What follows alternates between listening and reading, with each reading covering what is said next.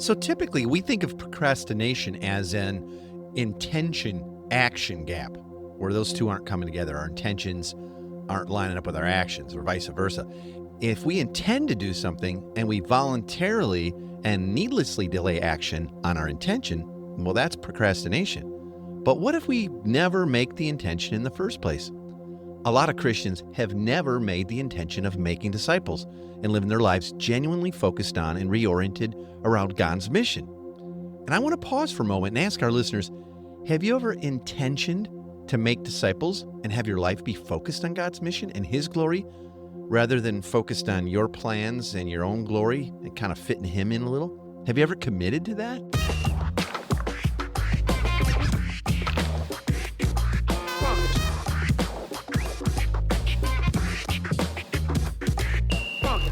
Welcome to the Everyday Disciple Podcast, where you'll learn how to live with greater intentionality and an integrated faith that naturally fits into every area of life. In other words, discipleship as a lifestyle. This is the stuff your parents, pastors, and seminary professors probably forgot to tell you.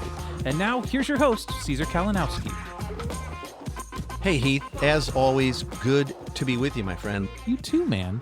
Today we're talking about how procrastination kills discipleship and mission and kind of the aspect of living an incarnational life, right? Yeah. And I've never really given too much thought as to how this would actually play out. Maybe you can unpack where you came up with this concept and what was driving you to want to talk about it more. Yeah. Well, I think as thinking through why do so many of us, professing Christians have such low engagement when it comes to discipleship? We don't really talk about it like being a discipleship crisis in the church a lot, but it really is. There's not a lot of discipleship going on. And it's the number one thing the church, which is us, kind of get to do. It's what we've been commissioned by Jesus to do and why we exist. So some of the why really has to do with the church having, I think, a small gospel or a very little true gospel. And an understanding of why we get to make disciples and live on mission with God. So accomplishing God's eternal purposes to fill the world with His glory, that's what's going on with discipleship. And you can just listen to a million episodes where we talk about that. And if we don't know and embrace this, and I'll expand on this in a few minutes, well, I think that's what's led to having such low discipleship engagement. But some of it, as I've seen in community and churches that I've helped lead and be a part of, really does have to do with procrastination. Okay. And so like these couple of Bible verses sort of haunting, come to mind, like Proverbs 6, 9-11. It's like, how long will you lie there, you sluggard? When will you get up from your sleep? A little slumber, a little folding of the hands to rest, and poverty will come on you like a thief. Yep. And scarcity like an armed man. Okay, well, that might be talking about our work or our jobs or whatever, but it doesn't exclude it from also being about like, oh, have we been asleep and sort of putting off like someone else will do the discipleship? Yeah. I don't know. Galatians 6:10, take advantage of every opportunity to be a blessing to others, especially to our brothers and sisters in the family of faith. Wow.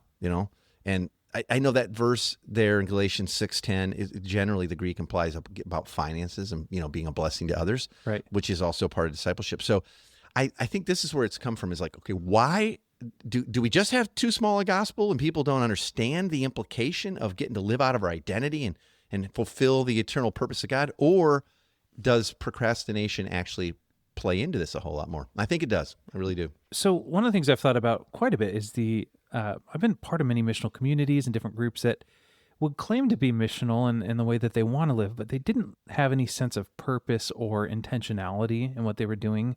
And so you'd have just a bunch of misses because there'd be no intention in moving people. Let's hang out a bunch, but what are we doing? Yeah, exactly. So would you say that procrastination and a lack of intentionality are brothers in the same camp? Because I can see often that a lack of intentionality really hurts mission, but maybe you see differences between the two.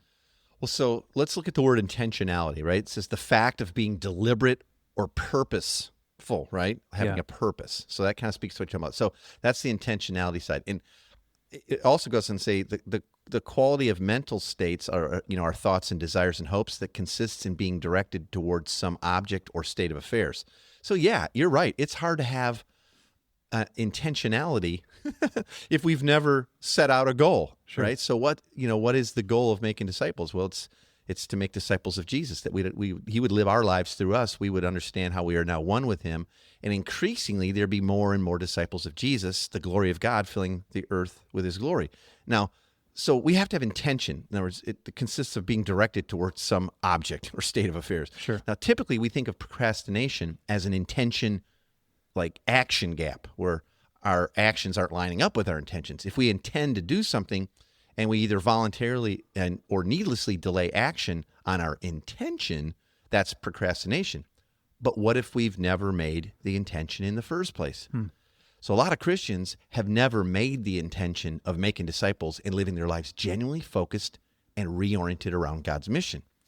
And so I want to pause for a moment and ask our listeners, have you ever intentioned, like you personally or your small group or your missional community, have you ever intentioned to make disciples of Jesus and have your life be focused on God's mission and his glory rather than kind of focused on our own plans and our own glory? Have you ever committed to that? That's a really good question, man. And as you're talking, even as you're kind of walking through this definitions, I'm thinking about how we constantly are tying things back to the thing behind the thing. And so a lack of intentionality or procrastination is never just like, well, I forgot to get to it, but there's always some sort of heart thing going on a bit deeper. For sure. What do you think are some of the reasons that we procrastinate in life in general, and maybe even more specifically when it comes to discipleship and mission? It is really important, Heath, when trying to move beyond procrastination in any area of life to first understand the possible reasons, right? So I want to go into them. What are the possible reasons behind, my particular brand of procrastination? But I do want to connect the dots as we go along to, okay, then maybe we're procrastinating in this way, making disciples and living on mission. Okay. So, but these apply, you're right. So reason number one, it's a big one, is perfectionism. In other words, it's this thinking that if I can't do it perfectly or at least really, really well and control both the outcome and people's perceptions of how I'm doing at something, then I'll avoid it and I'll put it off, not wanting to expose any weakness in myself. Okay. Yep. So I was doing a little research on this, and there's a Stanford University psychologist, Carol Dweck, and she details the power of one's mindset connected to this. Okay. And she relates successes in school and sports or work, your job or the arts and other areas of human endeavor to how one thinks currently about their own abilities and talents and how they're going to do. And so she explains that people either have a fixed mindset or they have a growth mindset. And those with a fixed mindset believe that their abilities are sort of set in stone. This is where they're at. This is how it'll go. And so they only focus on their current intelligence or insights or talents or skills, believing they cannot really be developed. So why, can a fixed mindset be dangerous? Well, it hinders one's ability to grow and learn and make positive changes. And so how are we going to make disciples if we are not both a disciple of Jesus, meaning learning how to walk in his ways and obey all of his teachings, and then learning how to help others do the same? So if we have this fixed mindset, which is so much of it's connected to perfectionism, like, I don't know if I know how to do this and I'm kind of stuck and I'm really worried about not doing it well, so I'll just put it off kind of forever. I won't say it's bad. Sure. I just won't do it. Wow. It makes me too think of like, I know in my own pursuits of perfectionism, a lot of times I really have to check my heart and go like, is there a fear of man thing if people see me screw up, or am I believing that these people are more glorious than even God is? And so if we want to tie this even into the 4 Gs, man, it's really easy to go there with some of these underlying things we're talking about. It's no kidding. And think about, like, for a lot of people, they think discipleship is still like teaching a bunch of classes to somebody versus helping them learn how to move from unbelief to belief in the gospel in every area of life. Well, that requires time. That requires understanding the gospel, having a fluency of the gospel. It involves a lot of challenging people and their thinking and their thoughts and why they're doing what they're doing. Are they considering that, and are they living to God's glory or their own? And so, I think you're right. The thing behind the thing there does have to do with a lot of fear of man issues. Yep. And my own personal comfort. Like, I love me more than you in God's glory. So if it's going to require time, effort, and there again, if I have sort of a fixed mindset where I don't even know if I could do it or whatever or control that, well, I'll leave that to the professionals or something. Yeah, no, it makes sense, man. Okay, reason number 2. Okay, so fear of the unknown. So few of us have ever seen or experienced life on life, life in community discipleship, that it really is the unknown frontier, and it freaks us out a little bit. And we don't fully understand or comprehend the life that Jesus came to give us all, so we fear it. It's too hard to believe that we get to live in light of the gospel in every area of life, that the kingdom's come. It's just too hard. Sure. And like I mentioned a few years ago, so many within our family, the church, have been sold a very small gospel, a very little, gospel, and not much truth in it, and an understanding of why we get to make disciples and live on mission with God and how that transforms our lives. Now, here's what's interesting to me. People research procrastination, all that. Researchers from University of Michigan conducted a study on the effects of allowing misinformation to linger in someone's mind. Okay, so I'm tying this right now to like, oh, that wasn't really the gospel, that you say a Jesus in your heart prayer and then you wait for heaven and try to sin less. No, Sure. But misinformation lingers, and the study notes that misinformation remains in one's memory and continues to influence their thinking, even if the person is aware that that was not even true. So the person is also likely to make use of this misinformation, especially if it fits with their existing beliefs and sort of makes sense to others. This then leads to spreading the inaccurate information to other people. Isn't that funny, man? Because I do that in my own life too, where I know there's things that are not true, that just habits that I've believed for a long time that have kind of carved But that's the narrative, and everybody else is in on the gag or whatever. Yeah, and so then when you try to actually start actually taking those thoughts captive, it's impossible because that misinformation has sat in there for so long that these trenches have been developed. And so you couple that with the fear of the unknown, and I'm kind of sticking to the, hey, doesn't everybody just go to church and we're kind of waiting for Jesus to get back and all this? And yeah, so it turns out that what we don't know can actually hurt us, and not only hurt us initially, but keep hurting us as well as hurting others. Absolutely. Absolutely. Yeah. And I think the thing behind the thing there, again, is that the fear of the unknown, and I've never seen this done. I've never seen people live in community this way. I've never seen people who can fight and forgive and speak the truth in love, and they give their lives away to each other in service and their neighbors, and we exist as family. Like, I've never seen that. And so I think I'm pretty safe to just keep believing the old sort of check the box Christianity, even though I kind of know there's way more to that than that. So Absolutely. it's still self-love if you think about it.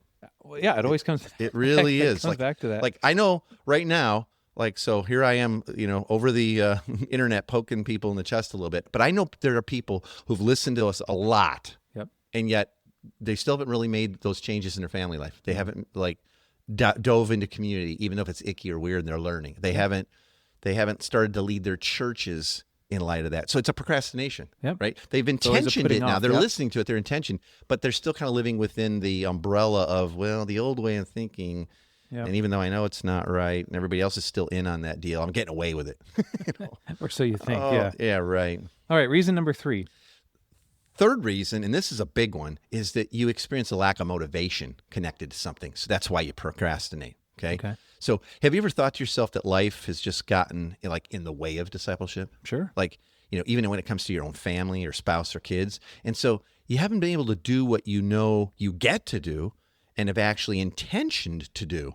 So but there's you don't have great motivation connected to it. And this lack of motivation can come from all kinds of underlying causes. So I just pull a list together here. So maybe it's a lack of energy. Yep. Right? You're not feeling well, or fatigue or something like that. It could be stress in other areas of your life.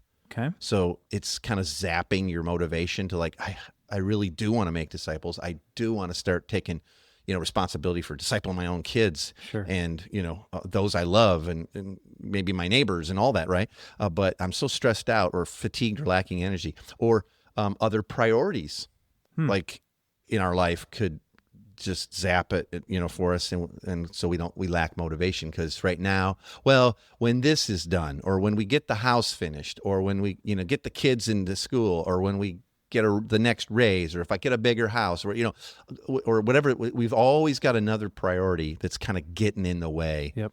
And so we don't have the motivation to get started right now. Emergencies come up in life, or sicknesses that are real, and we've got to deal with them. Or maybe we intention to get something started and we're having a baby, or something like that. So it changes our family schedule again. Or people can lose motivation because they have trouble finding new ways and ideas to get started. And so they're like, I don't even know how to get started. So we just keep thinking, well, I don't know. So I order a bunch of books and I download stuff and I'll even buy a course. and never watch it, Sure. or never read the book. I've done that a lot. Yeah, or maybe you're surrounded with negativity connected to something. So in this case, what we're talking about is discipleship and mission. Like no one gets what you're talking about. Yeah. The church is not necessarily into it, or maybe you are the pastor and you're into it. Sure. But you get so much negativity. People are like, "What? You expect? How many nights a week do you expect us to live our faith?" Like, wait a minute, it's our big call. identity, Yeah. right? So that negativity keeps you from like really implementing new things and new discipleship in your church or in your community, wherever.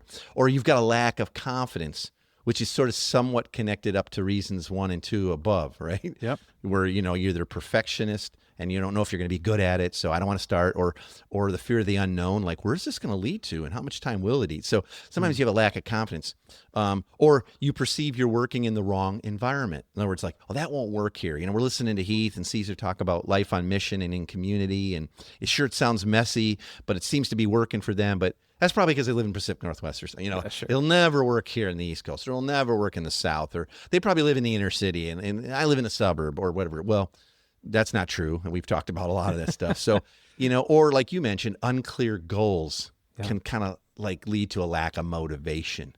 And so there was a study there again. I did a lot of research on this. There was a study done at Carnegie Mellon University revealed that people lack motivation when they find little value in the projected outcome of their work. Right? So you know how that is. If you just go like, why am I doing this? Yeah. I don't see a clear line drawn to goal accomplished. Sure. Right? You just don't know it. We've had jobs like that. Oh, yeah. We've worked for people where they're like, this is how we do it, and this is how you're going to do it, and we're never going to change it, and come in early and make sure and you're like, but I don't understand why, what we're, Yep. And so and this makes sense. This doesn't sound like a big revelation to me, but people will lack motivation when they find little value in the projected outcome in the work. However, the study goes on to say, if people are able to clearly see how their work connects to their interests or goals and concerns, they are more likely to value their work and get started and be motivated to invest their energy into things.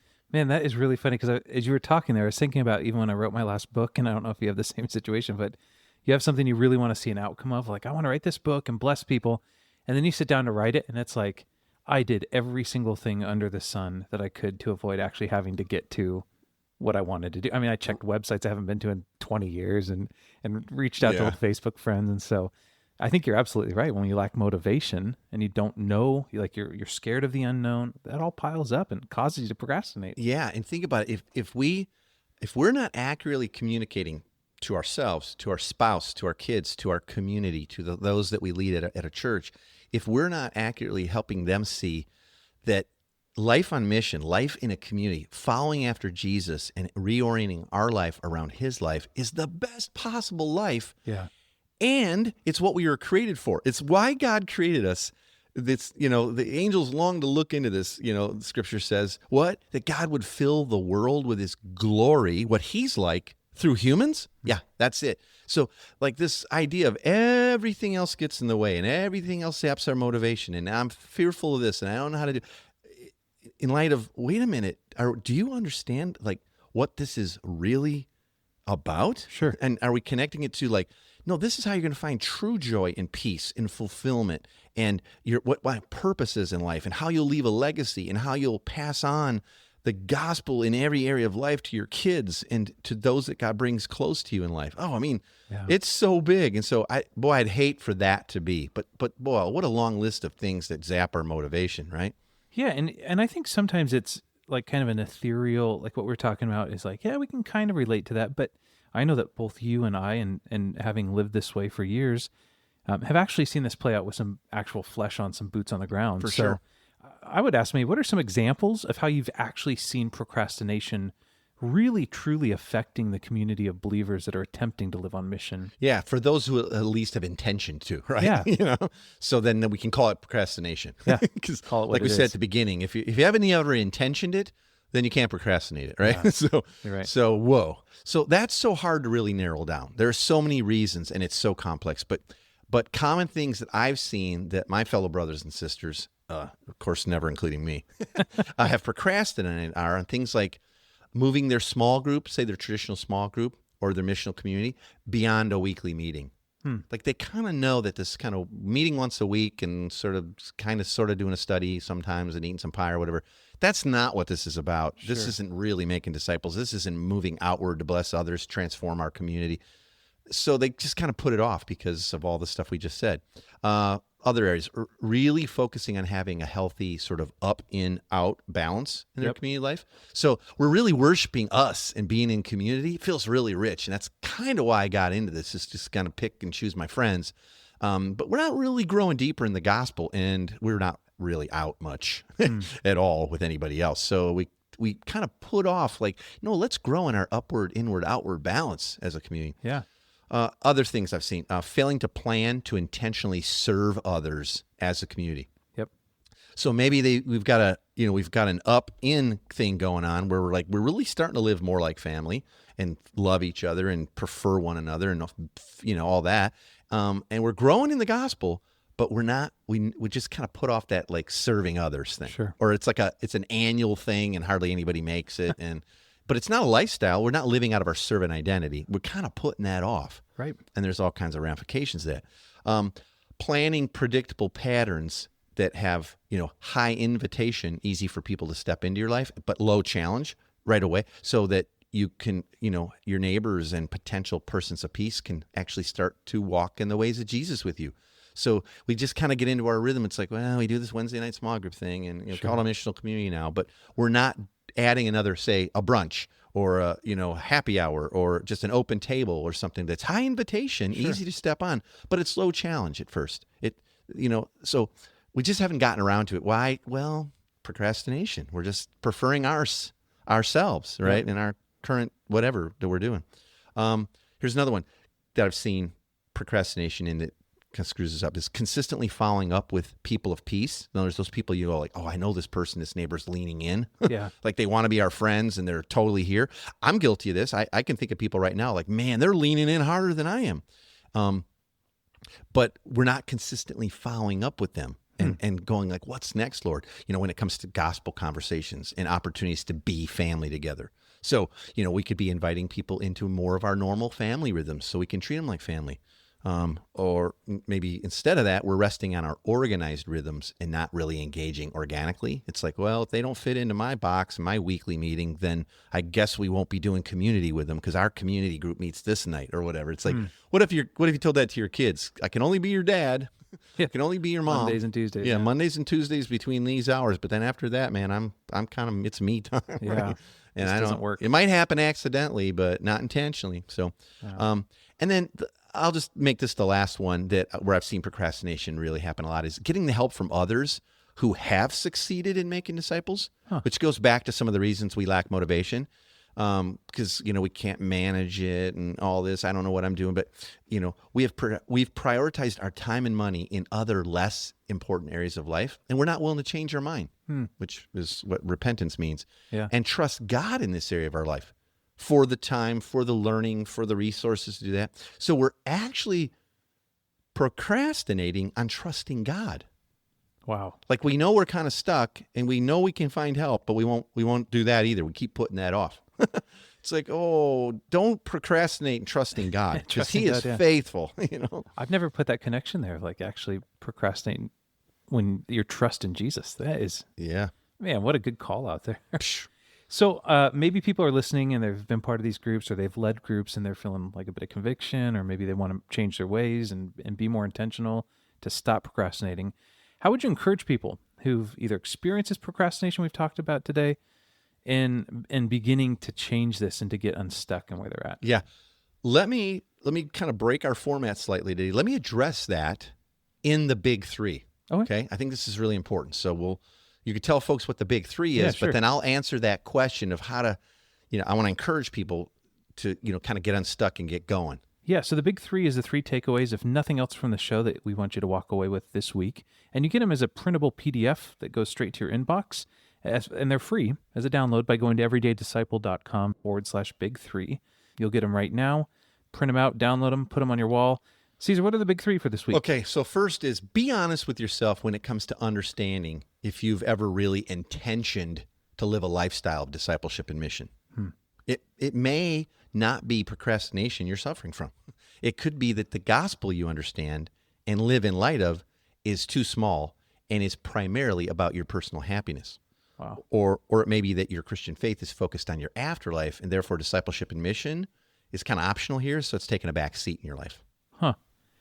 I never would have connected that, man. All right, number so 2. Don't miss that, okay? Yeah, that's great. Okay, so number 2, if you're feeling stuck or know you've been procrastinating, let me ask you this. Do you believe that Jesus lived the best life of any human being ever? And he wants that for you too? Like, did any other human have a better life than Jesus? The perfect God-man, Nope. God has immense blessings and benefits in store for us when we live in community with others and trusting his Spirit to guide us as we make more disciples of Jesus. So we're all getting his life increasingly. Our lives are meant to be part of God fulfilling his eternal purpose of filling the world with his glory through us. This is the life you're created for. It's the most amazing life ever. It's Jesus' life. We're one with him now. And the good news is that there's no condemnation for those of us procrastinators, okay? So if we have been dragging our feet with this, or like kind of hiding behind a small gospel, but everybody seems to let us get away with it, or we know we've been procrastinating in a lot of ways, please hear this. There's no condemnation. God's not going, I've been telling him, when's he going to get off his late, So That's good news. So that's good news, right? Yeah. And then the third of the big 3 is, I'd say, make a list of the things that you have been procrastinating in when it comes to your family or community and living on God's mission together. So if wherever you're at, if it's like, I haven't even gotten started, or I've been listening to this show for a while and I realize this is the life, but I'm not availing myself to learn and attempt things, or we do have a community, but we're kind of stuck, like you said, being more about us and not so much about anybody else. Sure. So like, kind of make a list. This takes a little bit of work, and it'll only be for the bold of heart that'll take us up on number 3 here. Like, do you understand the thing behind the thing connected to each of the things that you're procrastinating around? I just say repent now. Allow God to change your mind and to be your strength and your new motivation going forward. So pick one thing that you'll get started on this week, put it in your calendar now, and get started. Trust God for the results, okay? So like, kill that perfectionism thing, or I don't know what I'm doing. He's perfect, so you don't have to be. So we don't have to be. Yeah. All right? And it's kind of like riding training wheels, right? Like, this gets easier over time. Once you start taking these leaps and seeing that things work and that you're loved, and start seeing the life that God starts to give us when we trust him and we walk in the ways of Jesus, and we help others do the same. There's no going back to checking the box once a week. There just isn't. Difficult. Yeah. Hey, next week we're talking about 7 secrets to lifelong marriage unity with your bride. Yep. Tina's going to join us next week, and we're going to lay some things on everybody that we've learned over years of marriage. A really long time, yeah. Oh, such a long time. But she might actually be more interesting than you even next week. She always shows you up, man. I'm sure. Like, I love you, but she always one-ups you. She's way better. Thanks for joining us today. For more information on this show and to get loads of free discipleship resources, visit everydaydisciple.com. And remember, you really can live with the spiritual freedom and relational peace that Jesus promised every day.